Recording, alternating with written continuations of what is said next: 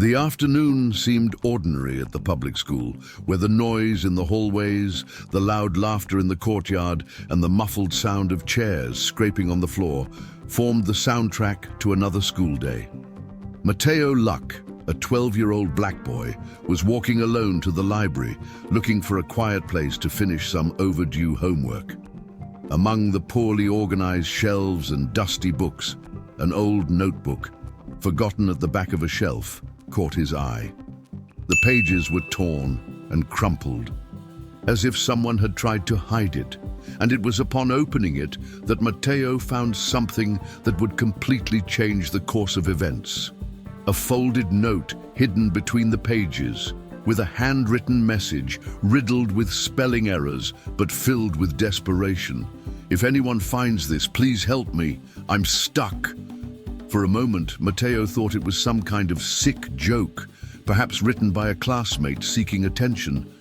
But there was something about that shaky handwriting, the misaligned words, that resonated deeply, like a genuine cry for help, forgotten in time.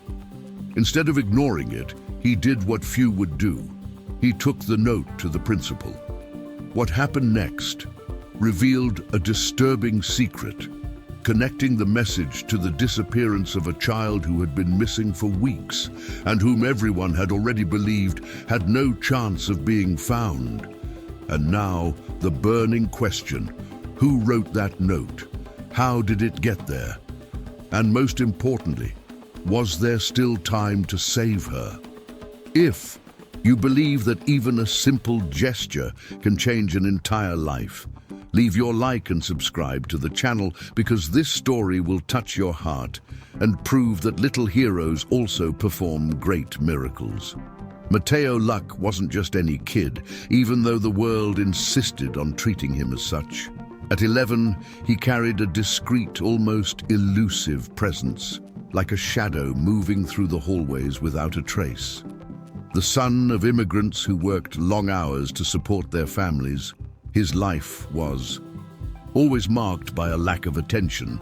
Teachers rarely remembered his name, his classmates ignored him in conversation, and at home, his weary parents rarely had time to look beyond the grades on his report card. This invisibility, which for many would have been a condemnation, became a kind of gift for Mateo. He had learned to observe without being noticed, to listen without being interrupted, to move through spaces without arousing suspicion. While the other boys ran around the playground or fought over who was the funniest in the class, Mateo remained in the corner, attentive to everything that was happening. Every nervous glance, every forgotten detail, every prolonged silence had a meaning that only he seemed to perceive. What his peers saw as shyness was actually concentration. What adults interpreted as absent-mindedness was a rare ability to see what was hidden. Inside, Mateo carried the silent conviction that there were stories no one cared to tell, and that he was somehow destined to uncover them. Already Jefferson Middle School, he occupied his usual seat, the last row near the window, where he could observe the world without being disturbed. Classes were monotonous. The teachers repeated lessons he already knew, and his classmates exchanged notes and secret laughter. But Mateo kept his gaze fixed on something beyond the board, beyond the words. He carried within himself a keen sensitivity, as if each detail were a sign in a larger puzzle. However, this skill that made him special also condemned him to disrepute. No one ever listened to him. When he tried to share something, his words were met with indifference or laughter. This had taught Mateo to keep everything to himself, to transform his discoveries into silences and his fears into observations that only he understood. What he didn't imagine was that this very condition of invisibility would be the key that would expose him to a real mystery. Because amidst the noise of the school and the emptiness of his own solitude, Mateo was about to encounter something that would escape everyone's eyes except his own. And when that moment arrived, there would be no turning back.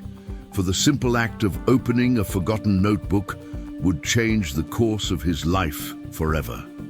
To the library from Jefferson Middle School, it had always been a quiet refuge, almost forgotten by students who preferred the noise of the courtyard to the dusty pages of books. For Mateo Luck, however, that space was a haven. Among the tall bookshelves and empty tables, he found not only tranquility, but also the chance to observe the world without being observed.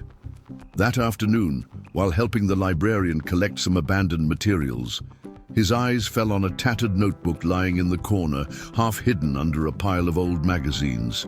The object seemed insignificant, but there was something about the way it was lying that caught his attention.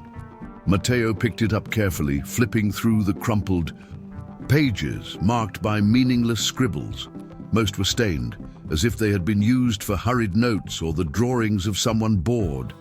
Then, something unexpected happened.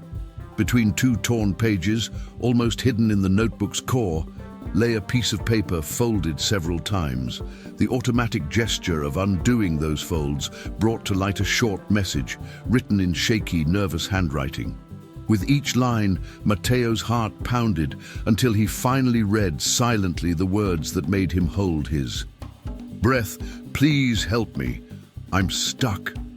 The paper was thin, yellowed at the edges, as if it had been ripped from some other notebook or notepad. The handwriting looked like a child's, the letters uneven and crooked, some smudged, as if the writing had been done in a hurry or under difficult conditions.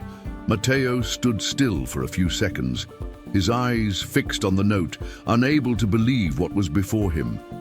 It was impossible not to immediately connect those words to the face plastered on posters all over the school, Emily Parker. The boy's mind filled with questions. Who had left that note there? How had it ended up inside an abandoned notebook? Could it be that Emily had written those words herself in a desperate plea for help? Mateo closed his eyes for a moment, trying to breathe deeply. The world around him seemed to have disappeared, leaving only him and that paper which carried a silent urgency. A chill ran down his spine at the thought that he might be the only person who had seen it, the only one holding a clue that could mean life or death. He looked around, making sure no one was watching. He quickly tucked the note into his pocket, as if protecting a precious secret. He knew that if he showed it to most of his classmates, they would laugh at him, and if he gave it to his teachers, they would probably dismiss it as a sick joke. But deep inside, Mateo felt something different. A silent conviction told him this wasn't just a coincidence. It was a calling, an invitation, for him to see what no one else could.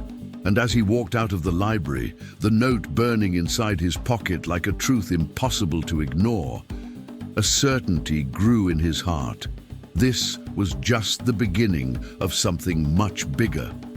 Mateo left the library with the note hidden in his pocket, feeling as if he were carrying a secret too heavy to keep alone.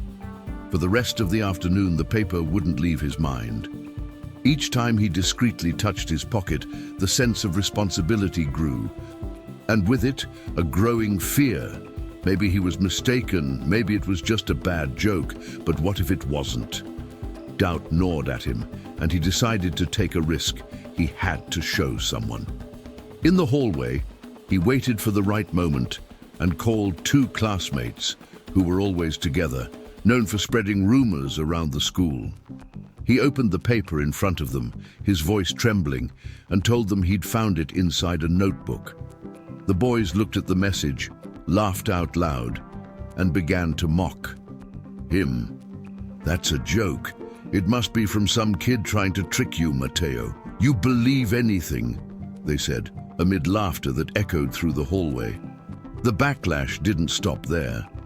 Minutes later, other students were already whispering about the strange kid who believed in ghost notes. Mateo felt his face burn with embarrassment. He tried to explain himself, but the more he talked, the more laughter he drew. The feeling of invisibility that had always plagued him now became even more. cruel. It wasn't enough to not be heard. Now he was ridiculed for trying to speak. Still, he didn't give up. During the next class, when the teacher was collecting papers, Mateo discreetly approached her and showed her the paper. With a weary look, the woman quickly read it and sighed. She said apathetically, "It's probably just some bad joke. I've collected so many notes like this. Put this away, Mateo, and don't worry." She then turned to help another student, not giving the boy a chance to insist. The teacher's indifference hurt even more than his classmates' laughter. It was at that moment that Mateo realized something fundamental. No one would believe him. No matter how much he tried to explain, to others it would never be more than nonsense. He was just the shy, invisible, disbelieved boy. But within him, the flame of conviction wouldn't die. If everyone laughed, if the adults ignored him, there was only one way out: trust his own instinct. And that instinct screamed that the note was real, that someone was asking for help, and that to ignore that plea would be to condemn a child to a terrible fate. Mateo put the note back in his pocket, this time not as evidence to be shown, but as a secret he himself would have to decipher. His eyes, once shy, now reflected something different: determination. And it was precisely in that moment of resolute silence that he realized he needed to go on alone. But what he would find next would be even more disturbing than he could have imagined. That night, back home, Mateo took the note from his pocket and placed it on the bedroom table. The dim light from the lamp illuminated the trembling letters, and he couldn't take his eyes off that short, desperate sentence. Something inside him told him it wasn't just any message. It was a genuine cry for help. But one detail bothered him. How had the note ended up inside a torn notebook? Who had left it there? Mateo picked up the notebook he'd found in the library again, still crumpled and dirty, and began to leaf through it calmly, page by page. At first, he found nothing but the usual scribbles of someone bored. Meaningless strokes, small, poorly drawn drawings, scattered words. However, the further I delved, the more I noticed strange patterns. Some pages were scratched so persistently that they had nearly ripped the paper. It was as if someone had tried to hide something, or perhaps convey a disguised message. It was then that he noticed, on one of the more worn pages, a child's drawing. It looked like nothing at first glance, just a crooked street, a few small houses nearby, and a wooden sign on the corner. But when he brought his face closer and placed the lamplight on it, he could read the words written on the sign, Pine Street. Mateo's heart raced. He'd heard that name before. It was a street just a few blocks from the school, known for its old houses and its near desertion. In recent days, since Emily Parker's disappearance, local news reports had repeatedly highlighted the locations where the search had focused, but Pine Street had never been mentioned. The connection was immediate. What if the drawn street was a clue left on purpose? What if Emily had found a way to send that message before she disappeared completely?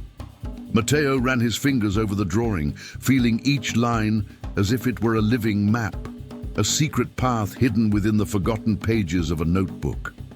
A shiver ran down his spine. Everything seemed to fit together eerily. The note begging for help, the shaky handwriting, and now the drawing of a specific street. There was no way it could all be a coincidence. But along with this discovery came the question: how could he confirm for himself whether this clue led anywhere?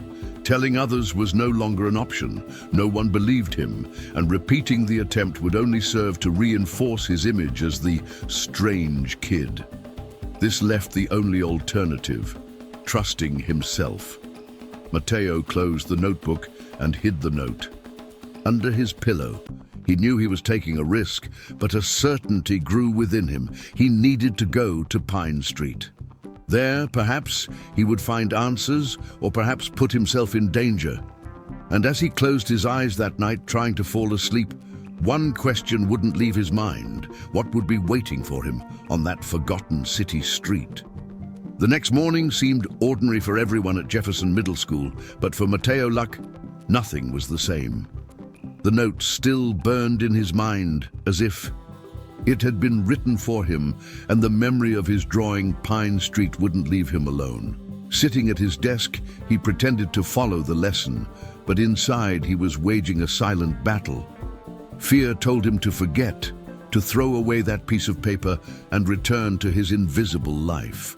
Courage, however, whispered in his conscience that ignoring that call would be like turning his back on someone crying out for help. Mateo remembered Emily's look on the posters posted around the school. The innocent smile frozen in the photograph now seemed like a silent plea for help addressed only to him. But how could he believe an 11-year-old boy could solve something that even the police couldn't?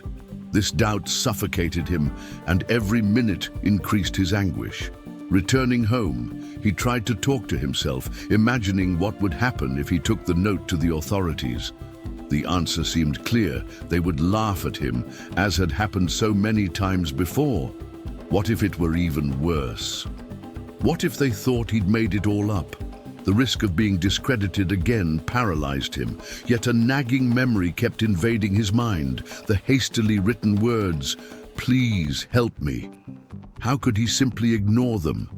Maybe Emily was still alive. Maybe she was just waiting for someone to follow the clues she'd left.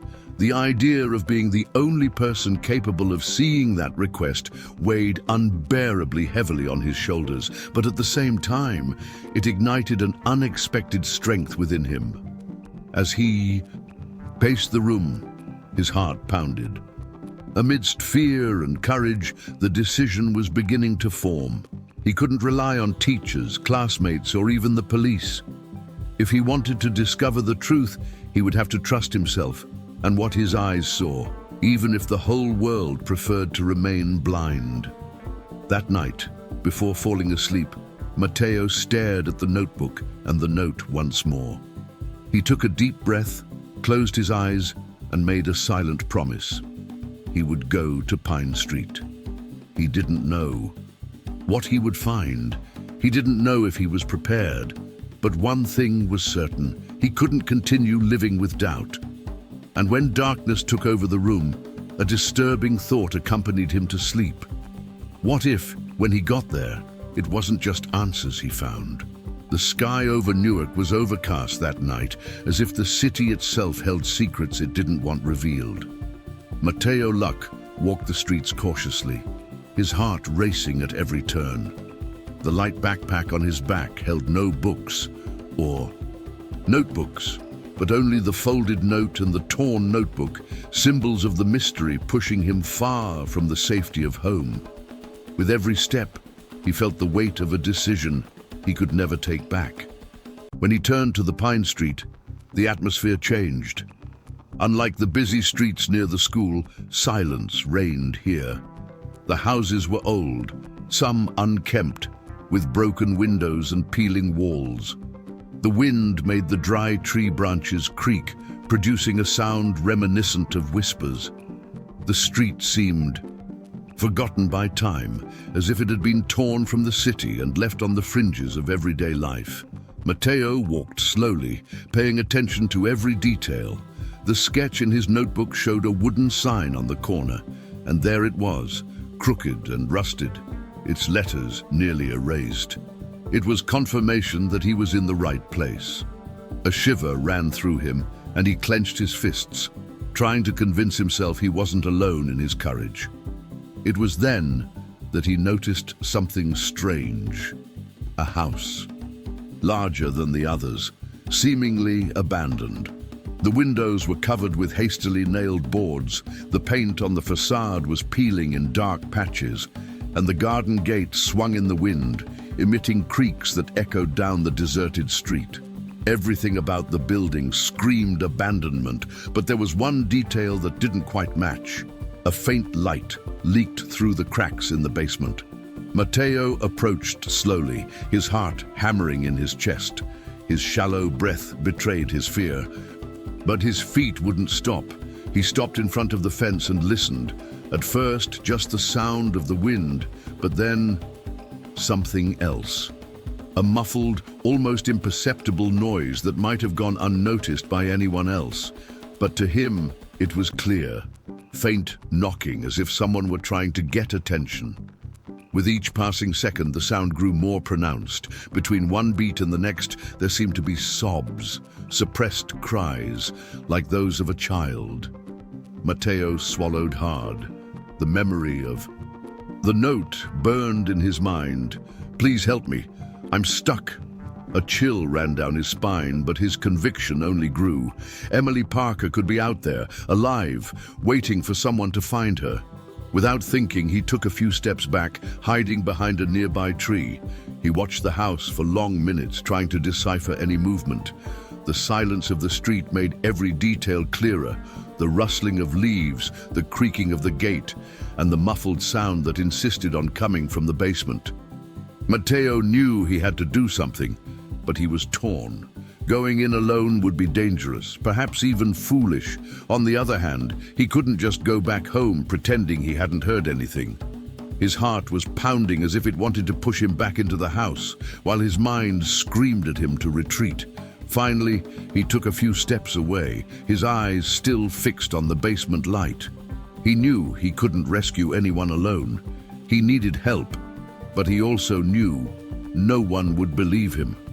The frustration was suffocating, but his determination remained firm. As he left Pine Street, Mateo looked back one last time. The dim light still flickered, and the muffled sound seemed to follow him to the corner. In that moment, he made a silent promise. No matter how much they mocked him, no matter if they ignored him again, he would find a way to make someone believe. What Mateo didn't know yet was that by trying to warn the adults, he would face not only disbelief, but also a new blow that would almost ruin everything. Mateo Luck walked quickly back to the city center, his heart still racing with the muffled sound he had heard in the basement of his father's house. Pine Street. Every step seemed to echo the same question. Why didn't anyone else notice what was so obvious? He knew he couldn't keep it to himself, not after hearing such clear cries. He needed to convince someone. He needed to make the adults believe. When he spotted a police car parked near a neighborhood market, he felt a surge of hope. Two police officers were leaning against the car, talking, one drinking coffee from a paper cup, the other distracted by his cell phone. Mateo approached slowly, clutching the notebook to his chest as if it were a sacred test. His voice was shaky, but firm enough to reveal his urgency. "Gentlemen, I think I know where the missing girl is," he said, looking at them seriously. The officers exchanged quick glances, first of surprise, then of impatience.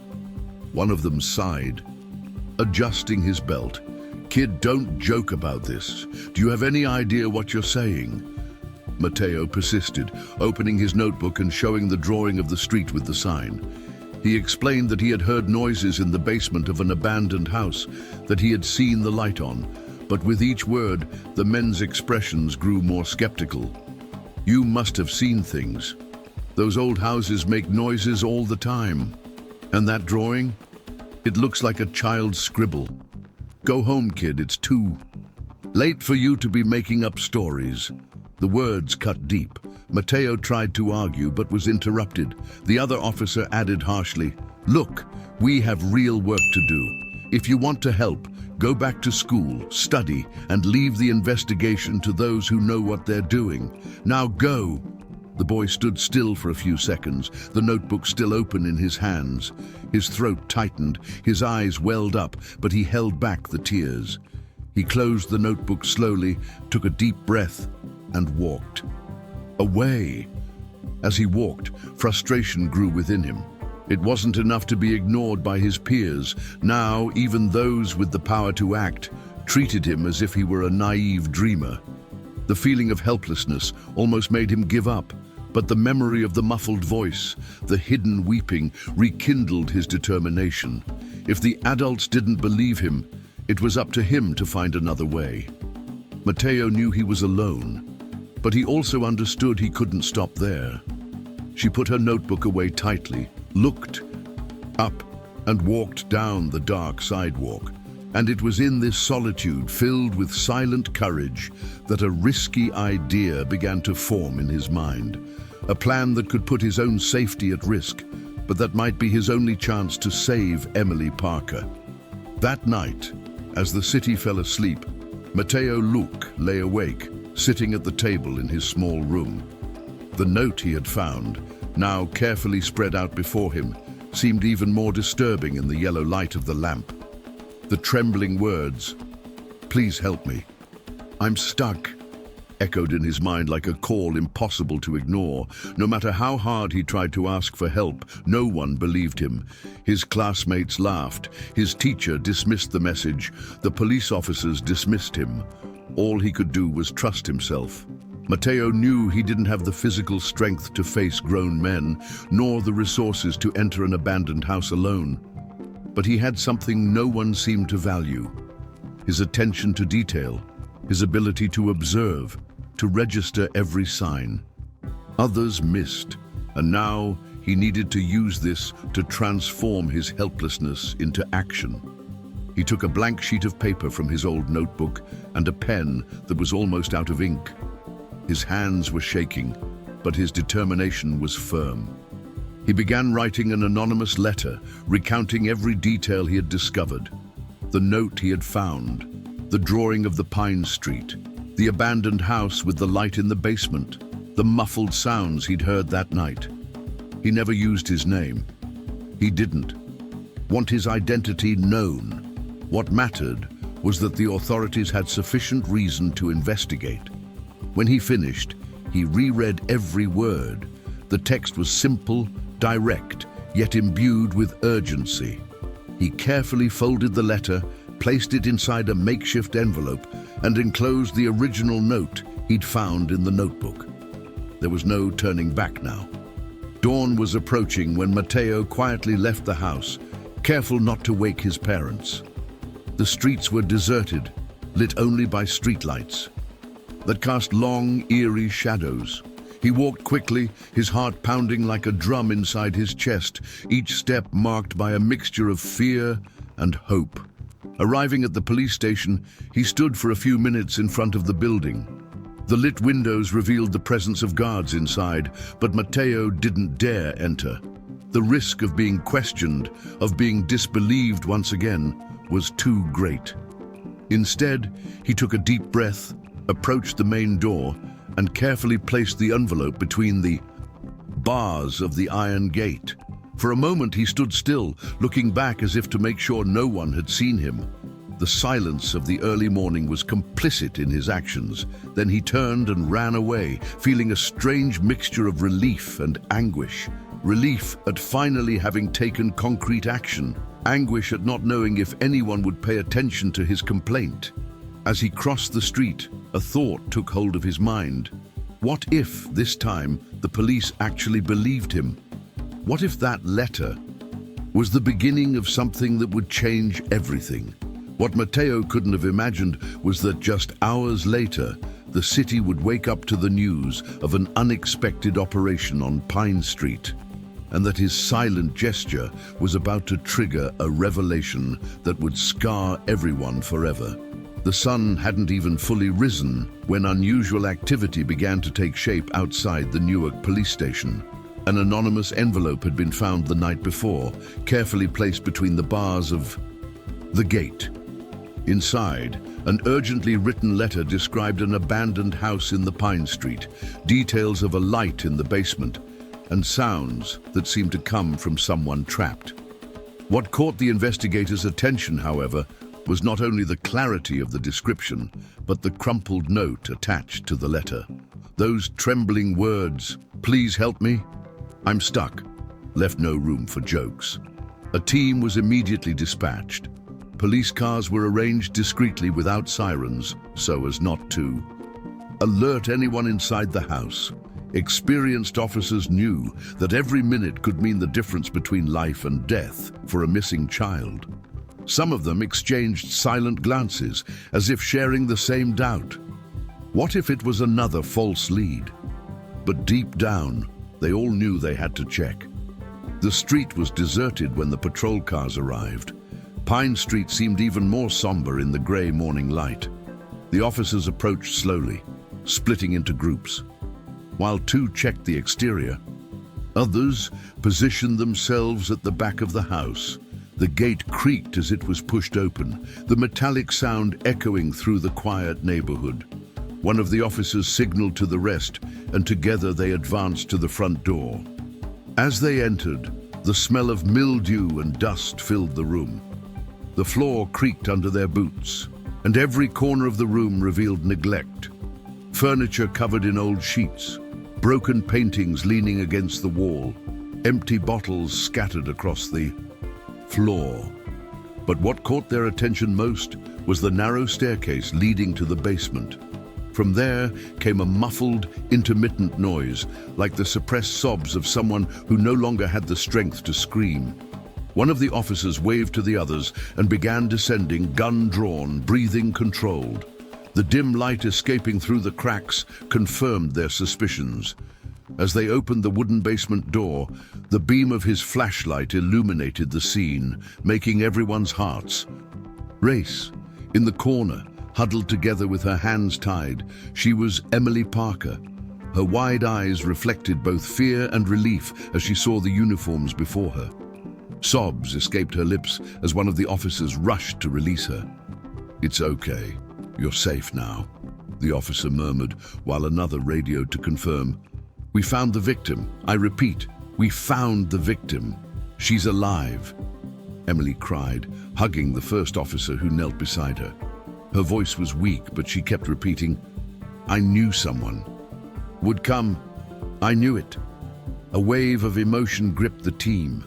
Some officers, accustomed to dealing with brutal crimes, couldn't contain their emotion.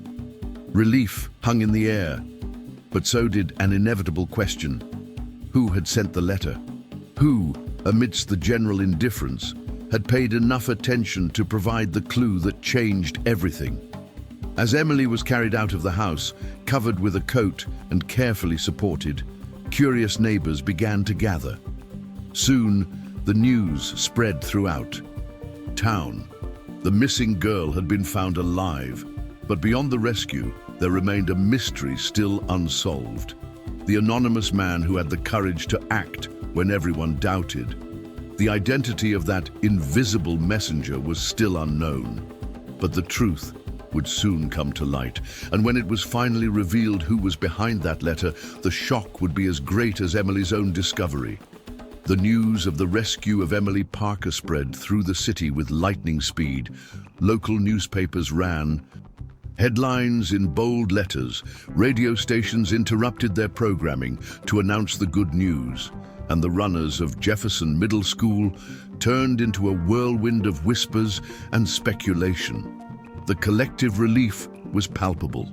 Teachers smiled with a mixture of disbelief and gratitude, while students chimed in, repeating the same phrase, "She's alive." The next morning, a group of police officers visited the school. They came not only to officially report the rescue, but also to reveal a detail no one expected. The operation had only happened because of an anonymous letter left at the police station. The principal, surprised, asked the officers to explain in front of everyone. When they heard that someone had described the abandoned house and enclosed a real note from Emily, silence fell over the auditorium. Each student began to look around as if hoping to discover who the mysterious author had been. Mateo Luck, sitting in the last row, kept his eyes downcast. His heart was pounding. But he knew there was no hiding it anymore. At the end of the explanation, the principal asked the person responsible to come forward. No hands went up. Then one of the officers, holding the original envelope, said, "The handwriting on the letter is from a child. Whoever wrote this deserves recognition."